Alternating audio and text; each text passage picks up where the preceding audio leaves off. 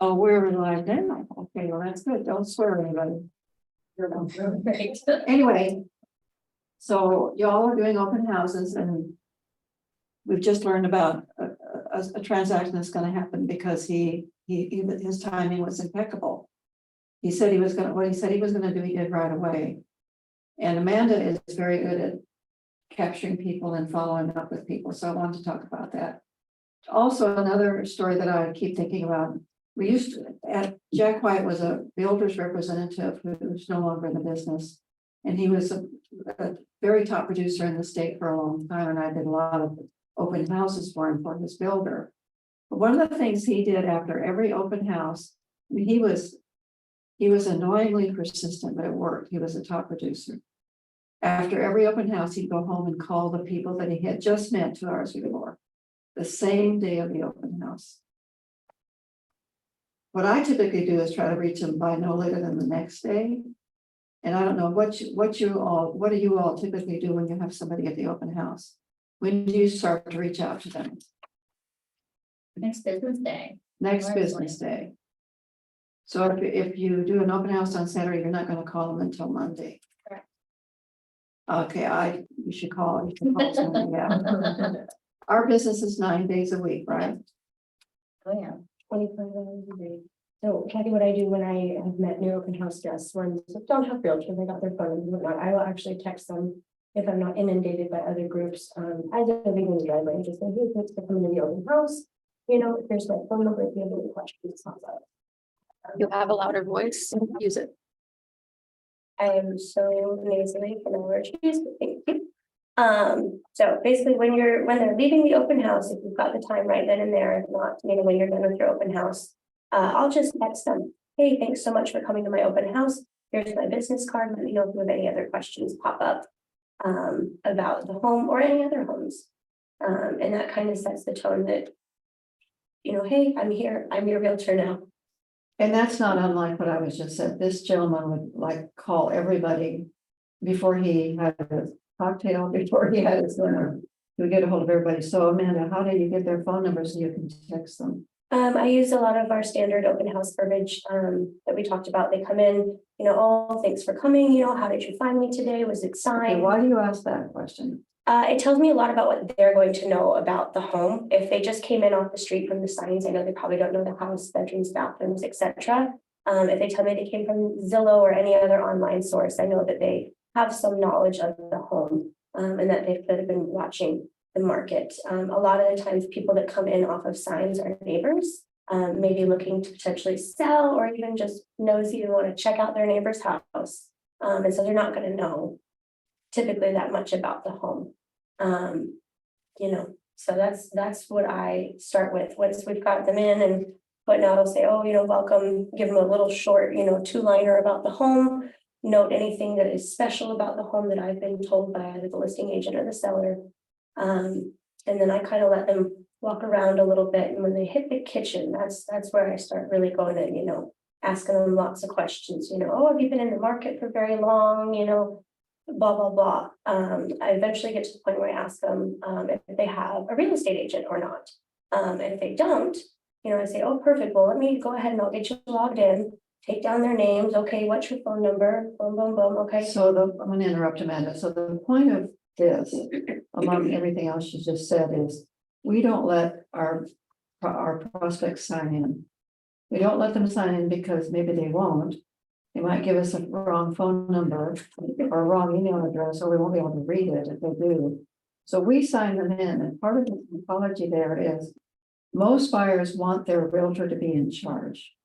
And if you're not in charge and you can't get their name or phone number, they probably don't want to work with you. But if you're strong enough and appear to have enough knowledge and can be useful to them, and you ask them for that information, they're going to feel that you're confident enough to get the ball over the goal line to help them buy a house. So that allows Amanda to text them right away. My favorite ever was they gave me 907-349-8889. Does anybody know what phone number that is? That is the Lowe's Home Improvement Store phone number. I said, oh, that's actually the Lowe's phone number. I was looking for your phone number. And she She actually thought that's what you wanted, Rose? Oh, she was trying to not give me her phone number. Oh. A working number, but not the number. So that was my favorite one. So what do you do when they don't want to give you their number? They're like, oh, I'm not This comfortable with doesn't- that. It doesn't happen. Well, what do you Well, it say? does, it does. Once in a very blue moon, and it's been nice since COVID, and she's like, oh, I'll just make sure to put a no contact note, here next to you. But I do still need your phone number, for COVID, since there was an outbreak, we had one of our gals pick it up a couple weeks ago, and nothing else.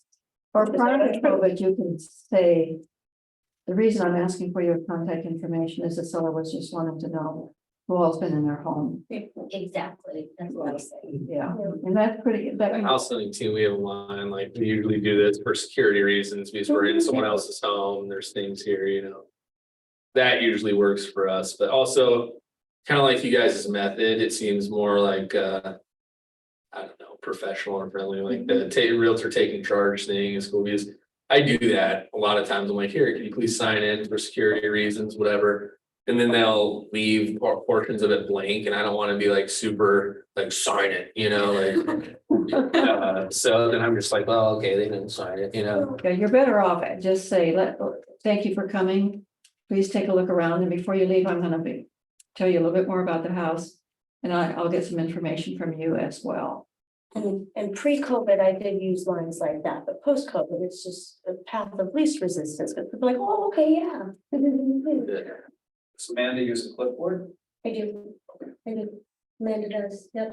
I have my little MLS sheet right there too, in case I have any strange questions. And I typically bring my laptop to my open houses as well, so that I can do much like you did. If they are loving the home, hey, here's what else is around here, here's what else meets your parameters. It's also nice to have everything at your fingertips, as far as if the listing agent has put property disclosures, any other documents like that online. What a great excuse to get their email, so that you can go ahead and email that to them right then and there. So there's lots of different ways you can get contact information. So again, it goes back to timing, and we're gonna put together some talking points for this as well, so. Any questions about, and yeah, how we're testing Amanda, make sure she has a clipboard. That's one of the things I learned. To go along with the follow-up thing, we do follow up within 2 hours of the closing the open house, same thing, because. Yeah, Well, if you think about it, they went to how many open houses that day? Your face becomes a blur unless it's right there. So I'll oftentimes affix my digital business card to that text message. And if I don't think that it went through right, I'll call them and just say, hey, this was Amanda. We just met at blank location. I just wanted to thank you for coming to my open house, and make sure you have my phone number in case you have any questions pop up. And, and feel free to use me as a resource in your home search. Probably start doing texting too, so I've always called and left a message and. Because what I'll do is within the first 24 to 48 hours, not business days, is I will follow up with them a second time. Typically on Sunday evening, they've had a long day, they're home, they've had dinner, call them up, hey, this was Amanda again, just wanted to see if you had any questions about the home, or if you saw any other homes that you were interested in. And that's my first follow-up, is a call and a text. The text before the open house is over, preferably. If it's one like I had one a couple months ago where I had over 30 guests, it was just constantly being inundated by people. Is all you could do to keep up with them. Where was that listing at? It was one of Mike McLean's, I believe. I think it was that one. No, that was a different one. It might have been just before we were in the team. I had 2 pages front and back of open house guests and notes. And I believe I've got 8 different phone numbers and emails that day out of the 30. And if we're hosting for another agent, sometimes I will redact the information that I got for buyers, as far as names and phone numbers and emails. And I'll send that to them, so the listing agents can follow up with those agents, because we always get the name of the realtor. Because when you have houses like that, there's typically a multiple offer situation. and Gabby, if they won't give you the phone number, what I do is, okay, I'll make a note of that. And I'll write it next to hopefully their name, or if they've given me nothing, I'll just say, okay, I'll make a note of that. So I wanna just say, why don't you just leave then, but of course. Can't do that. We don't do that. Well, and pre-COVID, when I did used to use the line of, oh, we're doing this because somebody wants to know who's been in and out of his home. Sure. I have had, in all the years, I've had, I think, maybe one or two people be like, well, I'm just gonna go. And I said, okay, that's great. One lady it was over, she didn't want to give me the name of her realtor. If they're not gonna give you any information, they're not gonna be, you haven't lost a buyer anyway. I probably never were one to begin with. I did not even let a couple in the door because they wouldn't take their shoes off. Well, This is like a $700,000 house. I'm like, hey, sellers would like everybody to please take their shoes off. And then they pulled out some bags, I'm like, Were they the shoes little- off, were they the like, little you know, baby bags, though? what's up? That's, I know, but I mean, even then, if they snag their shoe on something and they're sold, the bag rips or whatever, they're dragging on the carpet, whatever, I didn't want to take a risk. I mean, how hard is it to They take your actually shoes have off? that little shoe bags with them. Yeah, they did, but it's like, sellers want shoes off, not shoe bags or whatever. I know I was kind of strict, but I didn't feel bad. It's like, take your shoes off and walk into somebody else's house, be polite. I mean, it's kind of. Yeah, understood. Okay, well, Amanda gave us some talking points. Let me just, see what we've got here with him. Wait her. So the first follow-up is the text as soon as they leave the open house. Mhm. And I consider the call as part of that first follow-up as well. Like I said, do it Sunday, if you host it on Saturday, if you host it on Sunday, do it on Monday. Sometimes time gets away from me on Sunday, so I'll do it Monday morning. Call, text. Every time you call, if they don't answer, you should always follow up with a text and a voicemail. The second follow-up that I do, if they've been radio silent, is that Thursday when I'm doing all my open house marketing. This is part of why Thursdays are such a busy day for me. Is I will call as many of, I have a stack of open house sheets at home in date order. And I'll start working my way back through them. And I'll call all those people, hey, this is where our team is gonna be for this weekend. I'll text them the MLS links, because you can go from your phone to MLS, pull that link, shoot them a text, hey, just to let you know, this is where my team and I are gonna be Saturday and Sunday. If it's something you might want to look like. Even if it's something that isn't, if I met them at $300,000 house, but I'm gonna be hosting it at $700,000 house. I might preface it with, hey, you want to come out and peek at this just kind of for fun, come visit me and say hi. I've got a couple groups of open house guests that we are on a first name basis. They are chronic lookers. And that's why talking point number 3 is the long-term lookers. I have a little posse, if you will, of people that get my open house emails and texts and whatever else. And they like to come out just because they like to look at houses. Yeah, they're in the market, but they just like to look at houses too. And that's kind of how you stay top of mind. Because I've had clients that I met years prior come back to me because, we've been going to your open houses, or we've been, keeping our eye on the market, whatever, because I've stayed in front of them that have ended up buying the house from me and not you that they just met at an open house, for example. So Amanda's stack of open house attendees is like a pot of gold. And she just keeps nurturing that. And you start with the most recent ones and work backwards, actually, until they die. Until they die. And you take notes, called, texted, and that date. Sure. Called, texted, and that. So you know what you said, especially if they tell you about their pet dog. Mhm. Make a note of that so you can ask about Frisky the next time you call them. Yeah. And especially if it's a listing where you're like, yep, this is something they'd love to look at. I'll call up and say, hey, I think I've got something that would be really great for you guys, try to get out Saturday or Sunday, we'll be there 1 to 5. And if they mention the pet dog, yes, there's a homeowners association, but Sparky's under 25 pounds, so you're good. Sure. You All seem right. like a wizard. And my fourth thing with the open house guests, and that's, and I should have put it towards the top, but one of the things I do is so every Thursday, and you guys should do this, I sit down in my KV core, and if you go to the mass email, there's actually the KJF open house email template there. It has 2 links. We put a picture of the house with a link underneath of it. Click here for Gemma's Saturday and Lori's Sunday open house. Next link below that is click here for a list of open houses, and that will take them to a link that covers all the open houses from Anchorage to the Valley for that weekend. Because what is most important is that you are a resource to people. You want to be seen as a source of knowledge.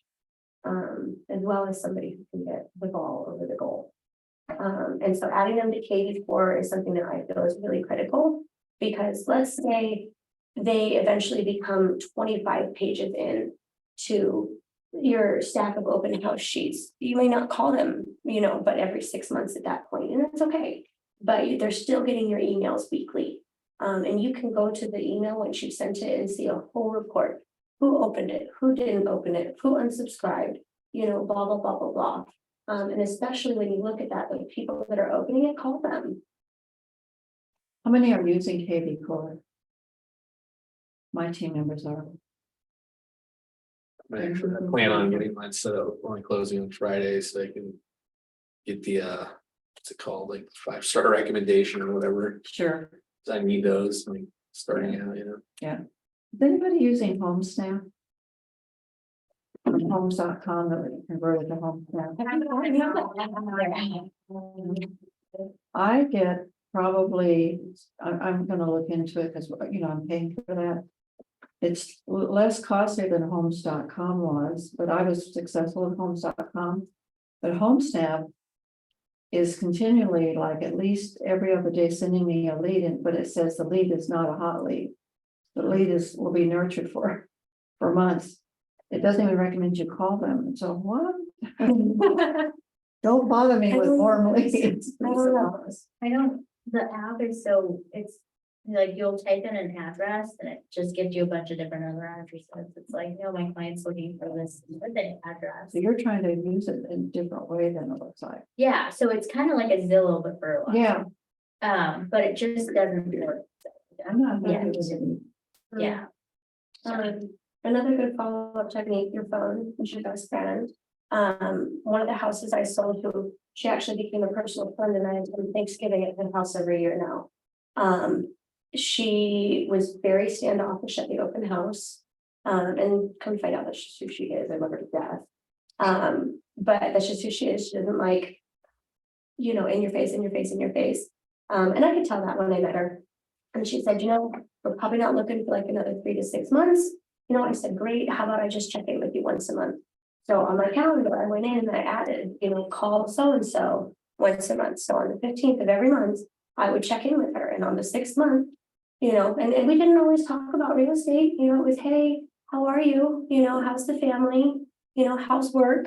If you guys don't already know this, Ford, FORD, family, occupation, recreation, dreams, you don't know what to talk about for them. Y'all know what that means? Okay. So that's kind of mine, because you don't always have to call them, hey, are you ready to buy yet? And I don't want to hear that. But staying top of mind, talking to them is where I have been very, very successful with long-term lookers.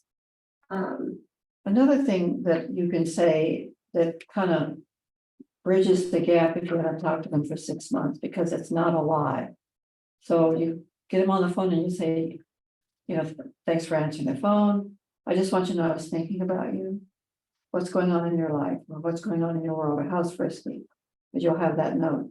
But it's not a lie, because you were thinking about them or you wouldn't have called them.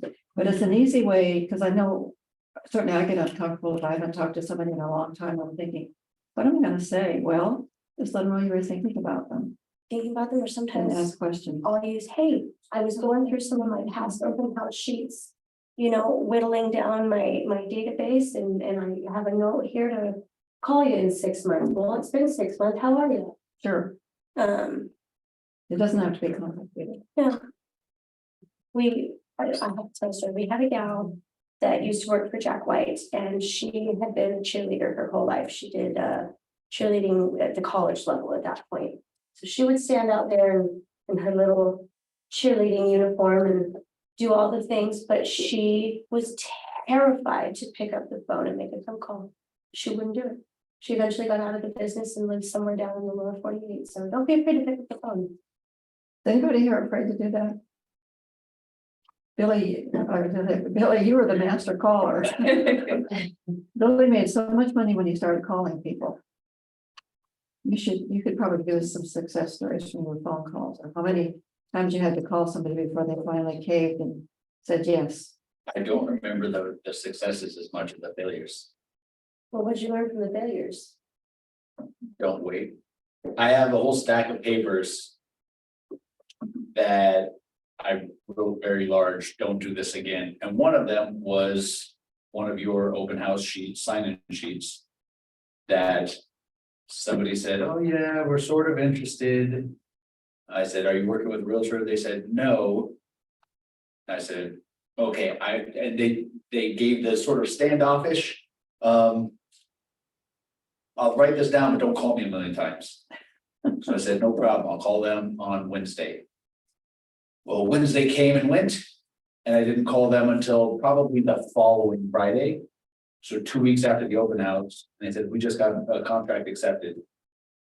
So So do you think they really had a realtor? There's another realtor closed on them. I think another realtor closed on them. Yeah. So they got the big Sharpie letters, don't do this again. It's on my desk for a long time.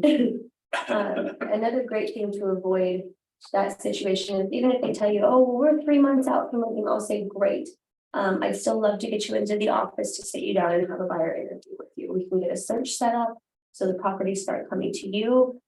We can look at what some of this paperwork is gonna look like that you're gonna see, and that'll give you 3 months to read it and become familiar with it. And we'll decide if we're a good fit so that when you are ready, you're ready to go. I find if you can get them into the office, you're typically successful with them. It has So that's suddenly, always my goal. they suddenly are no longer brick kickers. They're serious. If they won't come to the office, and as far as I'm concerned, not necessarily kiss them goodbye, but treat them differently. Stay in touch with them, but don't put them ahead of your real buyers in terms of the time you're going to invest.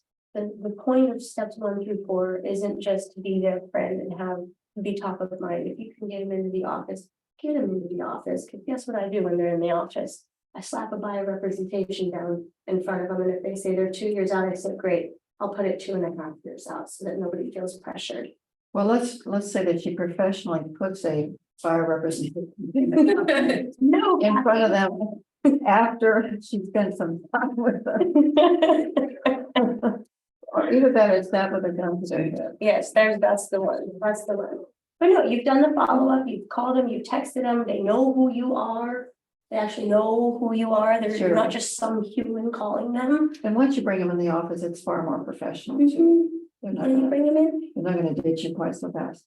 So talk to us about online, how you handle online leads. Online leads, the bane of We've my never did that existence. before, yeah. The bane of my existence and oftentimes a waste of time, but every so often. You've done well with online leads. I know. Tell us how you've done that, Debbie. Well, I mean, it's she said that. is, first of all, tap them quick. Let Get them right to know, them, yeah. Find get it. right to them, and then you have to. You have to word emails, text messages, anything in writing. So that it doesn't sound like a robot. And this is where good grammar and punctuation really comes in. Wait a minute, heads up, what's going on over here? Everyone's turning in their points Oh, by hand. This is how we used to do it. You'd fill them out when you first got here, you'd turn them all in at the end. But now Jenna is the only one with a copy of the points. Maybe we Oh, should start bringing. I sent out an email to everyone. Everyone has their points. Everyone has the whole spreadsheet. yeah, Y'all just don't send them in. That's true.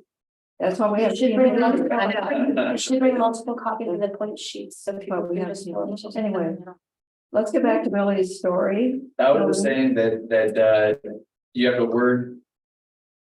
In writing communication. In such a way that they don't suspect that you're a bot or something. You have to let them know that you're a real person. And good grammar and punctuation goes a long way to do that. Because it's always broken English in writing, but Yeah, if you punctuate as if you were writing a letter, they will see you as a professional. Rather than just a bunch of words strung together with no punctuation. I have been passed on my 3rd attempt to contact an online lead, said, hey, just an FYI, I am like a real person. And it has actually gotten me a response a time or two where they're like, oh, cool, like, we just thought you were a bot. And I was like, nope, I'm real. I think 30. When I was on your team, I think I got 30% conversion rate. That's amazing. So 10% is typical, 30%. out of all the leads that you sent me, I was able to close them 30% of the time. That's 30% of the leads you got, Yeah, that's huge. super impressive. But Billy, why do you think that happened? Because you. now that does include just online leads as well, or phone call leads as well, but I think it was just the follow-up. I mean, I don't know. I don't know. Well, you, That was my first year. yeah, Billy would spend hours in the office, in our office back there, just calling and calling and calling and calling. I mean, you became amazing at it. I waited until 7 o'clock at night to start my calls, because most people would be gone except for Kathy. And then you have a debrief afterward. Okay, what did I do wrong? That's when we actually had leads to follow up with. Are you not getting? But you know, well, the leads are slow, but you have to have listings to get leads, Right. pretty much. And none of us, if we don't have a lot of listings, you're not gonna have a lot of leads. Work on getting those listings. Okay, the bane of your existence is online lead, yeah, you still make money that way. Talk to us about that. Yeah, so I would say probably the most important is that first follow-up. You get a lead, like, follow up with them as soon as humanly possible. Because I've learned that lead doesn't just go to you. Somebody else might have been faster. So that first follow-up is very critical. Call, text, email. Second follow-up, sometimes I'll do it the same day. If I got the lead in the morning, call, text, email, then that evening, call, text, email. Second follow-up, next day, call, text, email, call, text, email. Because these people are sometimes people who are just looking at houses for giggles at 3 a.m. You never know, but if you annoy them enough, sometimes they'll get they'll actually respond. It's crazy. There you go. You know, another thing that's worked really well for me, and I'm sure you'll all probably do the same thing, but don't try to commit anything to memory. When you get somebody on the phone that's a client or a prospect, have something to take notes on, take voluminous notes. I've had total strangers call me and say, somebody mentioned your name to me. We are interviewing realtors. I said, I'm really glad you called. Can you, tell me who you are? And please tell me exactly what you're looking for, because I want to take notes. And I have taken 2 pages of notes before they stopped talking. And I've said, okay, I think I understand what you're looking for. Let me see if I have it right. And I went back and I repeated 2 pages of notes back to them. And this lady I knew she was going to be difficult. She was demanding and difficult. And then in part, that's why I forced her to listen to what she just told me. And I said, did I, and I repeated everything. Did I get it right? She said, yes, and you're hired. Because apparently she talked to other realtors who just talked about selling houses and never really wanted to find out what she wanted. But not only did I find out what she wanted, but I took notes so I could repeat it back to her. So when you're very attentive and you listen to what people say, it makes a difference as well. Be a great listener. Any success, Amanda, anything else you want to share with us? On the online leads, just follow up with them 3 times, call, text, email, at least 3 different times. Like I said, first day as soon as you can, second day, and then give it a day or 2, follow up with them for a 3rd time. Still haven't heard back, wait a week, follow up 1 more time, still haven't heard anything, not necessarily give up, but print them out, put them in a stack of leads that when you have time, you can call through. The other thing I do is add in the KV core, and I turn on the most aggressive marketing campaign that I can. So the KV core will sit there and call, text, email them for me. Another thing that we do, and I think we've talked about this before, is when we have leads, we rate them. We rate them as an A lead, a B lead, or a C lead. So when you're sitting down to make your 5 prospect calls a day, how many people are doing at least 5 prospect calls a day? Billy, you're doing that anymore? Not anymore. Everything You're changed. good at that. I need to get on it. I'm almost out of business. I just gotta get through these next 2 weekends of teaching. Then I can Yeah. step up my business again. Well, if you're not doing at least 5 prospect calls a day, you got to figure out how to do that. And if you don't know who to call, just pick up the phone book. We still have phone books somewhere, I think. John. Why am I forgetting his last name? Wilson became a top producer by sitting down and working his way through the phone book, Just from front to back. one call at a time. Last time I checked in, he was at E. That was probably a Because he year or had two no, he ago. had no business when he started in the business, but he came up with a very good script, if you will. And he just made a lot of money just calling people that he didn't know at all. And following up with them once he called them. But anyway, once you do your 5 prospect calls a day. Then try to, and you think they're eventually gonna buy them and rate them as A, B, or C. A is a buyer that you're gonna work with immediately. B in the next 3 months. C is a buyer that's 6 months out. So when you sit down to do your prospecting, you call your A buyers first, right? Anyway, so yes, yeah. So when you're calling complete strangers for cold calls, what does the dialogue sound like?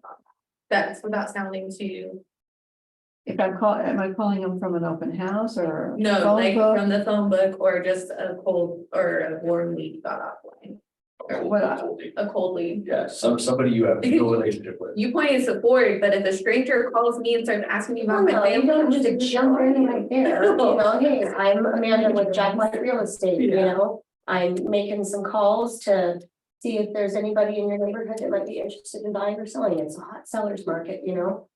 And go from there. They seem warm and receptive, you know, cold call is terrifying me. get over it. Call it a warm call and you'll feel better. Oh, no.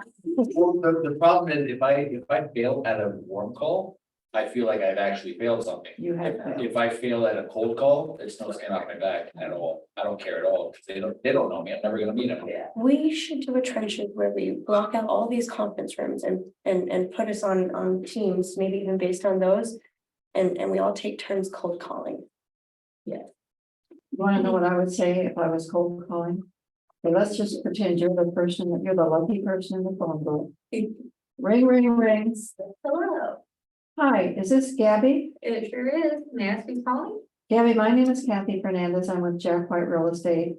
And I'm wondering if you have just a few minutes to talk with me so I can tell you all about our hot sellers market. Sure, Kathy, let's hear what you have to say. Well, first of all, can I ask you a couple of questions? Are you in the market possibly to sell or buy a home? Not at the moment, no. So you might be what, in the next 6 months or so? More like the next 3 years. Next 3 years? Well, would it be all right if we got to know each other just a little bit? Do you have a designated realtor that you typically work with? No, not at the moment.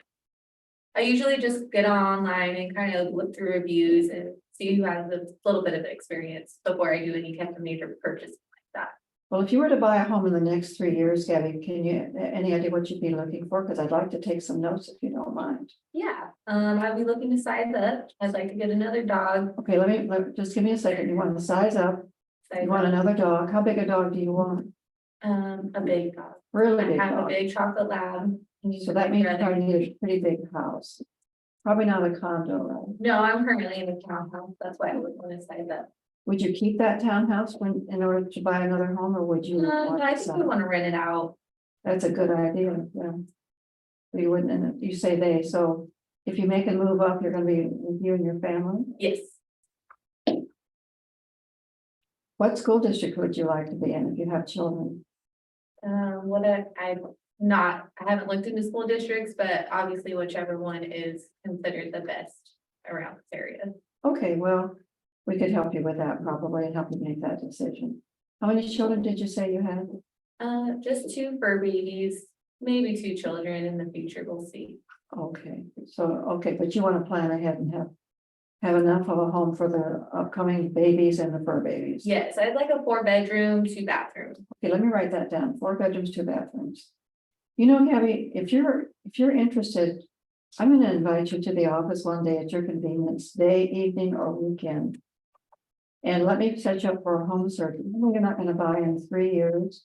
If you become aware of every home that meets your qualifications between now and 3 years from now, you'll be able to make a good buying decision, don't you think?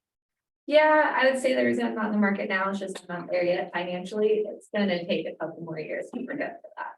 But do you agree that it's advantageous to get to know the market between now and then? No, because I know the market changes well, not constantly. I know the market now and the market in 3 years will probably be two different markets. That's true, but the point of the home search I was hoping to set up for you is you get to see the homes that become available that meet your need between now and from now on until 3 years from now. So you're gonna know the full market even the day before you buy. Did that interest you? If we can set it up in a way where I'm not getting spammed. We can do that. I don't spam people. I don't have time to spam people. So would you like to come in day or evening or weekends? What's best for you? I'll have to get back. I'll check my calendar. All right, I'll check in with you tomorrow. We'll see what's good for you. Sounds good. Okay, thanks for your time, Gabby. I'm looking forward to getting to know you better. Thank you, Kat. Okay, so let's critique. What did anybody pick up from that? If anything? You're Number obviously one. talking to a realtor. Okay. And then you're obviously talking to a realtor. I Well, noticed that's true. at times you'd say, all right, hang on, I'm gonna write that down, and Yes. that reaffirms with her that, oh, this person's really listening to me, and. You know, so, I mean, in that point, it's not even rude to tell them to stop or to hold on a minute, because you're being extra attentive, Yes, taking the notes. I agree. But that ability. Afternoon, evening, or weekends. I know. One of the reasons I came up with that a number of years ago is I got to the point where I was so busy that I was afraid I was losing business because people thought I was too busy for them. So when you throw, even though you might be too busy for the next week, if you throw those options out, they think you're available for them. Another rule of thumb that I have is, Gabby, if you said, yeah, I am available. When can you see me, Kathy? I will see you in the next 3 days, even if I have to cancel a birthday celebration for a kid to do it. I don't want more than 3 days to go by before I'm with the person I've been talking with, which is sometimes really hard to do when you're really busy. So I end up, canceling other things, not necessarily other clients, but other things that were on my calendar in order to meet that deadline. And that way people know you're serious and they don't forget you. And Kathy could have completed the fourth instead of saying, let me check my calendar and get back with you. If you had said, well, I'm not available. I work till 5 most, on the weekdays. And he would have said, oh, good, let me look at my calendar. And she might have said, oh, by the way, what do you do? Would have knocked out occupation because we already got some of your recreations and dreams in which you're looking for in the house. And what you do for fun office is something to the house. So that is how you turn forward into a not really, how's your family? And I'm like, hey, yeah, you from Jack White, how's the family doing? I noticed we got information on your family. Okay, it's just good one for a baby. You want a second one, possibly 2 kids. You see how forward really works. In all actuality, real Gabby would have been like, I don't want to talk to you, like. So, but then you just go on to the next stuff. Oh, yeah. Actually, I think I may have said this once, but years ago, I was doing a lot of training as well, new in the business. In fact, you guys are way too young to know who Tommy Hopkins is. But Tommy Hopkins was a motivational speaker that I had the chance in Houston, Texas to listen to. And one of the things he said that I still love to this day is when Tommy would say, by the time you call 10 people, you're gonna get a yes. Someone's gonna say yes rather than the typical no. So when caller number 3 or 4 or 5 says no, no, no, all you need to do is say, thank you so much for saying no. I only have 3 more people to call or 2 more. But it's a mindset that's helping. A couple things that I forget. But number one is ask if they have time to talk. Number 2 is ask permission for like everything. Yes, You notice how many times Kathy asked for permission. Would it be okay if, is it all right if that lets the receiver feel like they're a little bit in the driver's seat? and the other They're thing not about sitting it and is, Bill, you also want people, you also are coaching for yes answers. Because one day you're gonna say, would you like to buy this house? That's that jab, right? Yeah. So you're looking for yes answers. Although I think I set myself up because I think I said at one point, do you have a minute to talk? You could have said no. So I probably shouldn't have said that. I was saying, yeah, real world, I would have been like, no, I'm making dinner, gotta go. But that's because I don't like to entertain calls like that. Sure. And the other thing that I was gonna say was, there's a realtor in town named Paul Lambert. And Paul was at Jack White when I first started. And he would come to trenches when I first started. My first trenches. He said something along the line, Kathy said, "Oh, I hear you all the time making cold calls. You're just an animal at it." He's like, yeah. She said, "What's your secret?" He said, "Well, I just get in my head that they're gonna say no, and then when every once in a while they say yes, and it's a great thing." I've had people yell at me, curse at me, and tell me never call again, but I don't know them, so it doesn't matter. I was just like, all right. It's like the reverse psychology. Yeah, you just set it up. They're gonna say no, so. And it's such a cool feeling when you get a positive call. Yeah. It is. It's a high, and you It get all like. really is. It's like hunting. You should choose. Yeah, So Gabby, you think you'd have fears making cold calls still? Maybe, well, we have a listing coming on this weekend. It was I guess a warm text. I mean, I haven't seen them in years. It's an old military supervisor. Ran into them at the holiday party on base. They mentioned they were PCSing this summer, so like, I don't talk to them like that at all. It's actually my ex-husband's supervisor, but I was in the office with Billy and I'm like, I was so scared to it was text a text them. you didn't Yeah. wanna make, yeah. I did it and he made me do it and I just said, hey, Van Cleve, ran into you at the holiday party. You mentioned you're PCSing this summer. You're not working with the realtor already. I'd love to represent you guys. And immediately, awesome, we'd love to have you. So that was Wow. months ago. We're doing their photos Thursday. We're going in coming soon this weekend, going live next weekend. So, That's You consider awesome. Nice. and yeah, and it was a little high, but yeah, I was so scared to send that stupid text and I know that person. I've talked to them in years, so And it's because you hate sales calls. I hate. You being hate sick. receiving them. Are you No. familiar with Yeah. David Goggins? Yes.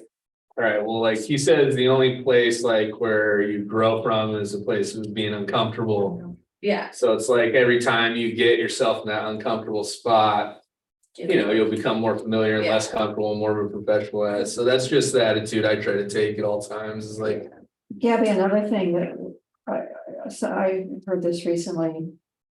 Especially this person who you knew. You've actually done them a favor when you called them, because if you hadn't called them to provide the good service that you and Billy will provide. Potentially a lesser realtor would have called them and not done as good a job. So if that other realtor had called them, shame on you, because you would have let this acquaintance be in the In the wrong hands, yeah. I think it was John Wilson when we did a trenches on fears. He had said his biggest fear was fear of failure. And in his life, when he felt fear, he knew that that was a direction that he needed to charge headfirst into and just face it and get it over with. Yeah. I mean, that's like with anything, like, For yourself. Probably gonna- that's good advice for anything, like, even for instance, like. Soldiers or warriors, they're always fearful, but they're not gonna get anything done if they don't charge straight into the fight, so it's the same thing kind of in life. You have to do that. to So conquer. do you all think that you could literally carve out 20 minutes a day to make 5 prospect calls? It'll make a huge difference in your career. And when I make a prospect call, and I'm not making as many as I need to make, I put it in my little notebook, prospect call number 1, number 2, number 3, number 4, number 5, and then I think I've done a good job that day.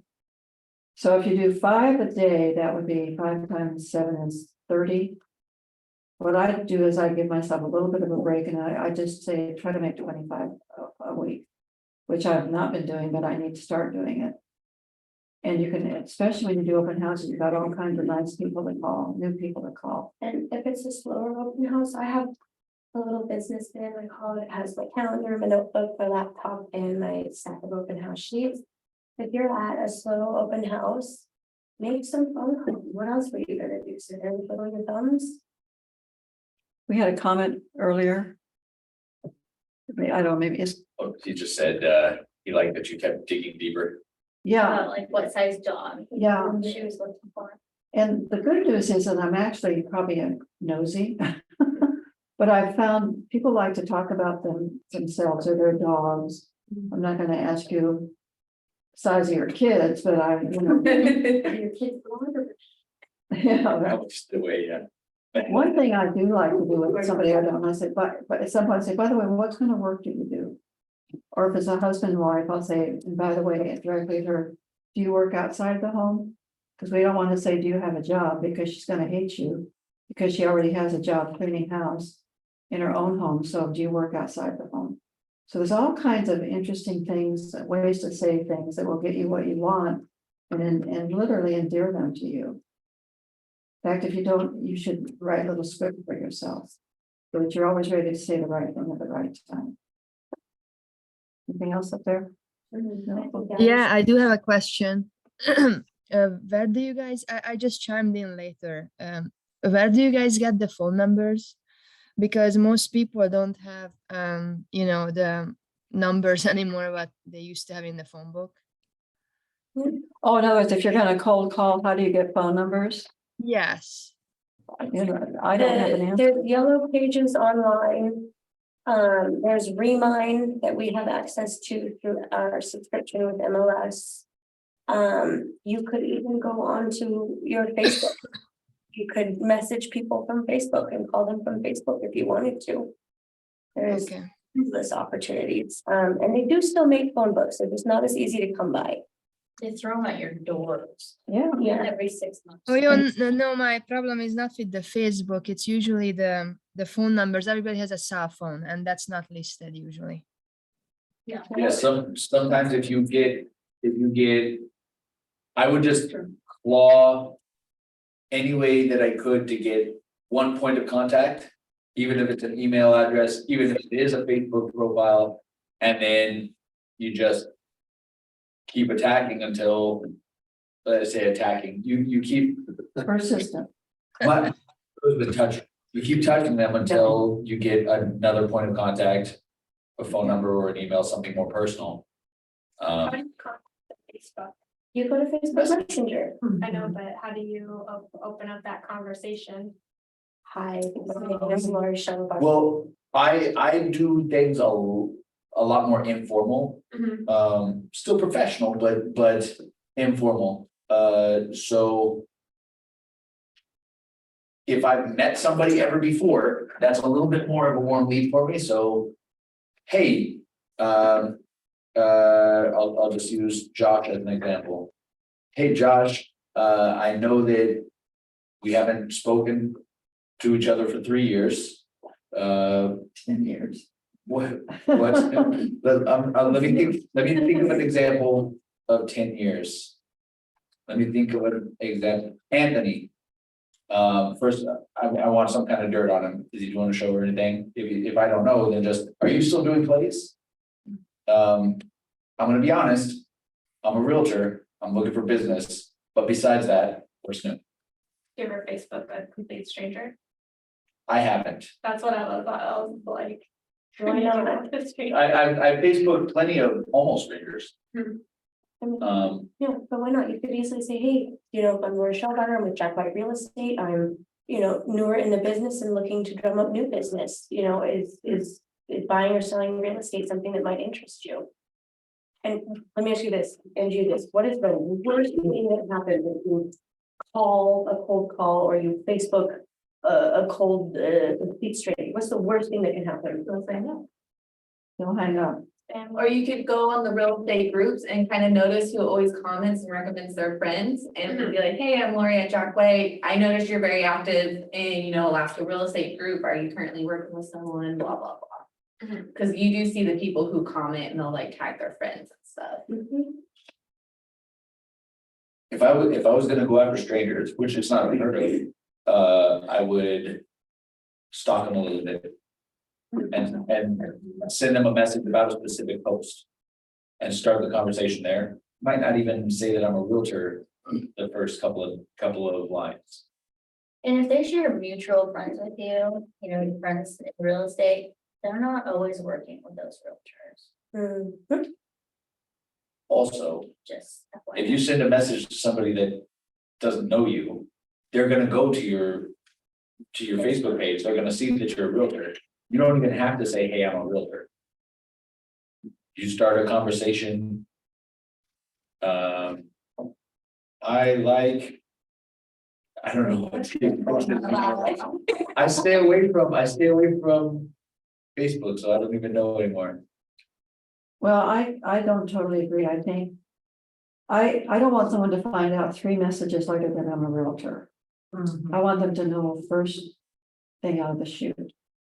Because that, I would consider that a little bit deceiving or dishonest if I found out 3 contacts later. So I recommend that you just tell them who you are. And be honest with them, you know, the business interest rates are going up. The inventory of homes is low.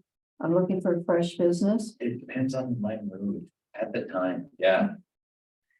There's so many outside influences that depend, Well, and let's say they say, no, I'm not interested in buying. because I'll agree with that also. Yeah, And you can say, well, who do you? I know? think if it's a friend approach first, you don't need to tell them that you're a realtor. And I know who you're talking about. He already knows you're a realtor, but Yeah,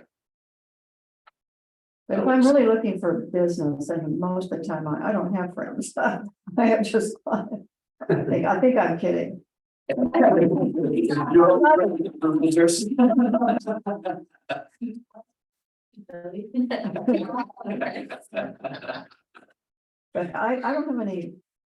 problem letting people know I'm a realtor. Because basically 9 days a week, I'm basically looking for business. When I answer my phone, it's probably business. And when people cold call me, when I get these, we're at, we'd like to ask you some questions about the upcoming election. I had a couple come shopping with me a couple months back at Buckle. I try to give a business card to every single person that shops with me. Hey, by the way, the other 6 days a week, I'm a real estate agent. Here's my card. Got a call about a month ago. They wanted to buy a house. They're not quite ready. They need another probably 6 months. I had a tenant that was moving out in a unit that was available. So that person is now my tenant and is going to be ready to buy a house in about 6 to 8 months. So we did a shorter lease term. So So your point is talk to everybody about being a realtor. everybody. Yeah. By the way, I'm not wearing a name. Who's my team captain? Billy. I Where's your name tag, Billy? do my other things. Well, I'm not wearing one either. I have one with me, but it doesn't messing up my sweater, so. And the point is, let everybody in the world know you're a realtor. Wear your name tag in your sweats to the grocery store. See, actually, when I don't look good is one of the few times I like incognito baseball cap, sunglasses. So other than that, I try But to you look, still put a badge on, right? absolutely not.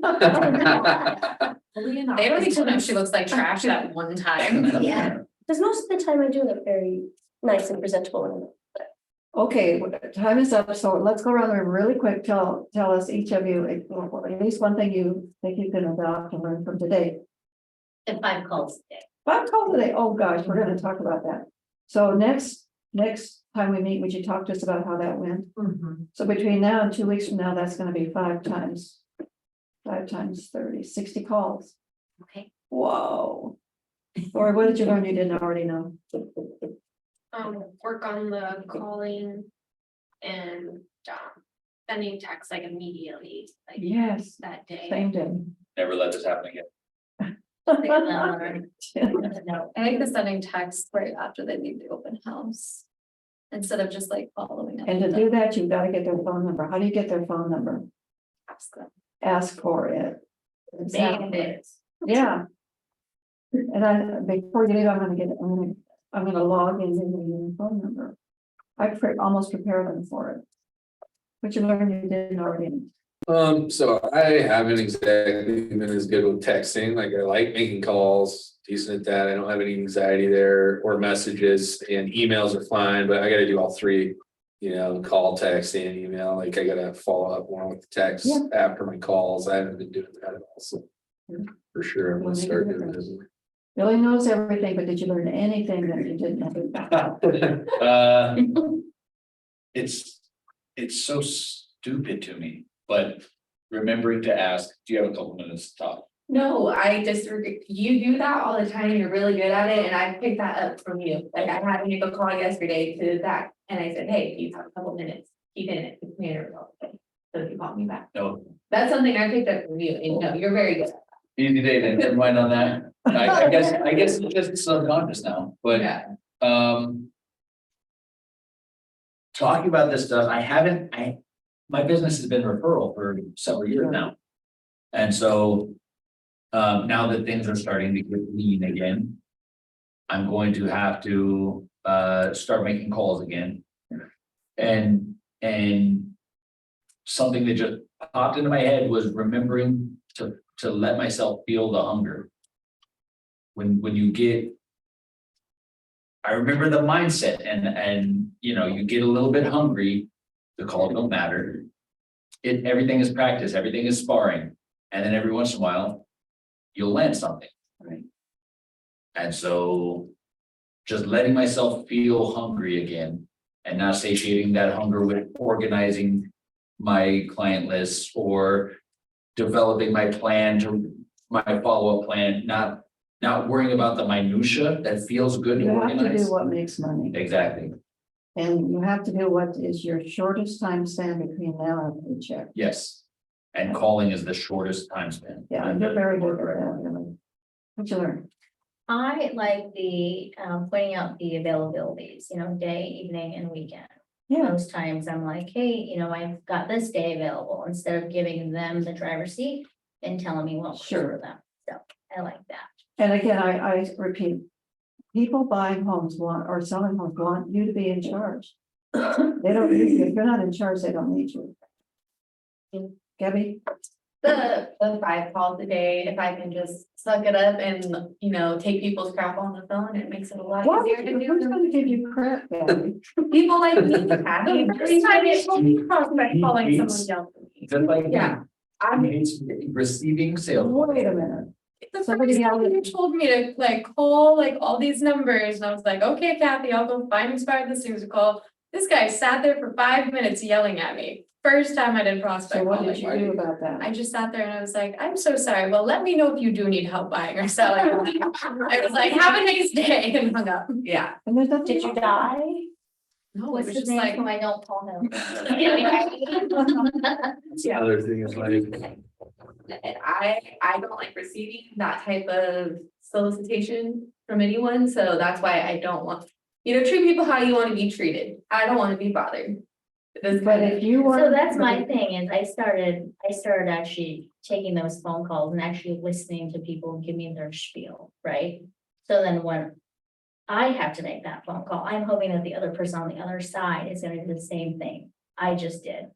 I mean, that's all true, but it's also your job. So regardless of how you feel about people calling you, it's your job to call them, so you need to cut that out, You are doing for this, Gabby. Imagine if they ended up working with some Finley realtor and it ends in a lawsuit or something, And then also, because I don't have a 907 number, it feels like extra Oh. speed for me, because I have a California number. Because even my clients sometimes are like, oh, why do you have this? Why don't you go Why do you to have California? Because I can't change my phone number every time I move, Amanda. I'm gonna celebrate family.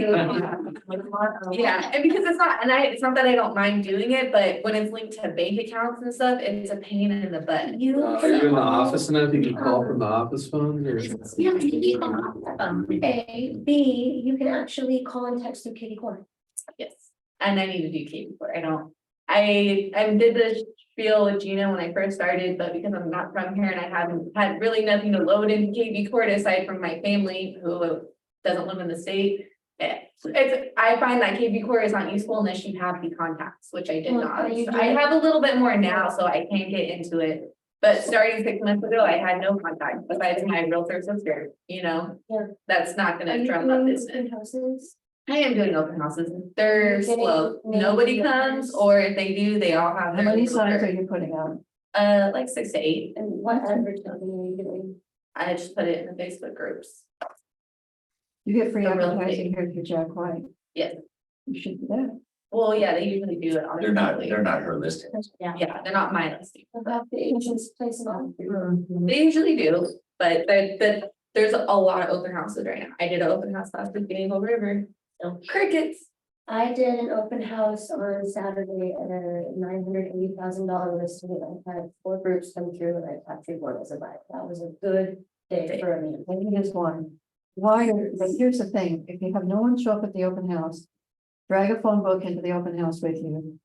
Call from Yeah, the I think open it's house. tough to do. when But yeah, but the it's other thing, if expected. somebody's rude to you on the phone. At some point, if they'll stop yelling at you, just say, you know, you're really having a bad day, aren't you? What's wrong with you? What's going on in your life? I've had people.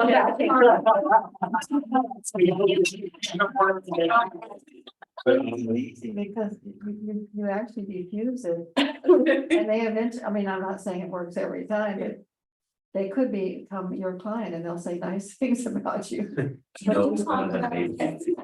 But honestly, this is surprising to me because you seem very well spoken and assertive as well, so it's like. Yeah, I'm golden. And when I do when I do my cold calls and I get voicemail, I'll even leave a voicemail and then I get off and I'm like, what the hell did I just say?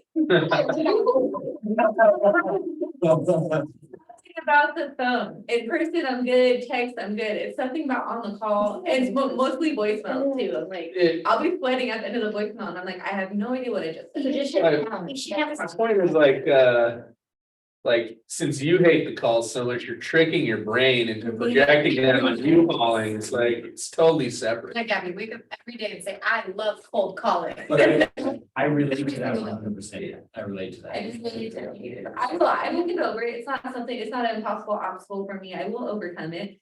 And I have made some cold calls. I do need to make more though, because I only have the one listing. I do need more business. You know, I actually cold calls to me are fun. But it's like going to, it's like dueling with somebody. Yeah. Just, you know, you just always be one step ahead of them, obviously be pleasant. But if you're asking them questions, you will be in charge. Once you realize the stakes are low. Once You realize the stakes are low. How she Yeah, accepts oh, good point. the spam calls. I love spam calls. You know why? Because I love to mess with them. They Me call too. me to sell me Exactly. something. Well, guess what? I'm gonna try to sell you a house. It's great practice. Why not? Literally. I'm not gonna lie, I hate solicitation too, and when I get them, I hear the first 2 words and I just Yeah, hang but up. as soon I'm the as- same way, but. Yeah. You know, it's also my job to call people and ask them, and it's not like I'm trying to sell them, so I'm just saying, hey, how can I help you, you know, to the best of my ability? You know, really, I'm trying to do them a favor and make some money while I'm doing it, so. Mhm. You know, next time someone's rude, no one's been rude yet, if they're rude, like, well, I was just trying to help you out, loser, you're a loser. No. Also, as soon as you try to sell them something, people try to sell you something, suddenly they never call you again. So the tactics used by most solicitors are, I'm gonna talk and talk and talk, and when I do stop talking, it's going to be trying to force you into something that you don't want to answer. So, what if I told you today, you could make more money by staying at home? Does that sound good? Yes is the answer. But sometimes I say no. What, you don't want to make more money? No, I want to make more money, but I'm guessing I have to pay for something from you? Well, yeah, of course. If you can interrupt them, it's great. Oh, So, disrupt their chain. exactly. So what I do is I allow openings in my chain for somebody to refuse, because I'd rather have a no than a maybe. Exactly, and it gets you moving through calls quicker too, it's like, Yeah. thank you, okay, yeah, have a good day, you know. Next call. Like that time care lady that called you in the office a couple weeks ago, you let her do her spiel and you're like, is there anything you can sell me for under $25 today? And she's like, no. He's like, well, I'm sorry, if you can't give me anything for $25. $25, that's not- She's like, $1,000 time shares. That's clever, I like that. Yeah. I mean, it's okay. Well, anyway, y'all, time's up. See you in 2 weeks. Thanks for your time, lady. Thank you, Amanda. Thank you. Where are my? I don't know. How are we doing?